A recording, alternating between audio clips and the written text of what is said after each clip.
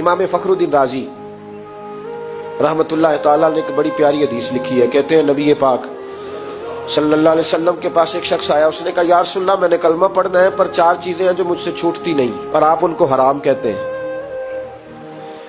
तो हुजूर आप हुक्म करे क्या करूं? फरमाया चल तू बोल वो क्या है? कहने लगा जी मैं शराब का भी आदी हूं। माज़अल्लाह, बोलिए अस्तगफिरुल्लाह, सारे बोलिए मैं शराब का आदी हूं, मुझसे छूटती नहीं। और फिर कहने लगे मैं चोरी का भी आदी हूं, जाती नहीं। और तीसरी बात ये कि मैं माज़अल्लाह सुम्मा माज़अल्लाह जिना का भी आदी हूं। और चौथी मेरे अंदर बीमारी है कि मैं झूठ बहुत बोलता हूं। ये आदतें छूटती नहीं, मैं इनके होते हुए कलमा कैसे पढ़ूं? आपके दीन में ये शदीद बुरी चीजें और मुझसे छूटती नहीं, तो क्या हुक्म है?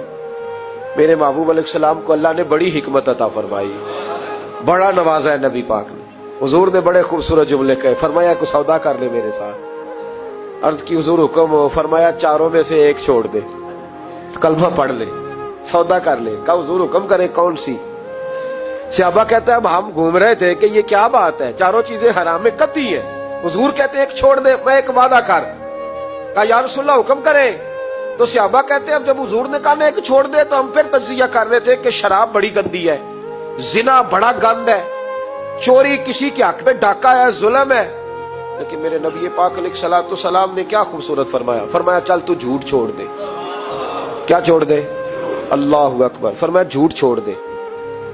अर्ज की बाकी? फरमाया बाकी अल्लाह फजल करने वाला है, तू झूठ छोड़ दे। अब लोग कहते हैं कि हम हैरान थे कि इतनी गंदी चीजें, शराब भी, जिना भी, चोरी भी, और हुजूर ने सिर्फ झूठ छुड़वाया है। वो सरदार कहता है मैं घर गया, शराब की बोतल पे हाथ डालने लगा। दिल में ख्याल आया शराब पी के सहाबा के मजमे में जाऊंगा, तो अगर किसी सहाबी ने पूछा कि तूने शराब पी है, झूठ बोलूंगा तो नबी पाक के वादे का क्या बनेगा, और सच बोलूंगा तो उस महफिल नूर में बैठूंगा कैसे शराब पी के? कहते 2-3 दफा हाथ बढ़ाया पर मजा नहीं आया, मैंने पटखी दीवार के साथ बोतल, मैंने कहा ये तो गई, ये नहीं पीऊंगा आज के बाद। कहते फिर मैं बाहर निकला उस औरत के पास रात गुजारने जहां मुंह काला करना था। कहते जब पहुंचा तो उसने पहला सवाल पूछा, कहने लगी सुना है तू कलमा पढ़ गया है? कहते बस वजूद चकनाचूर हो गया। कहते बिजलियां दौड़ गई। मैंने कहा अगर झूठ बोलूं तो हुजूर के वादे का क्या बनेगा?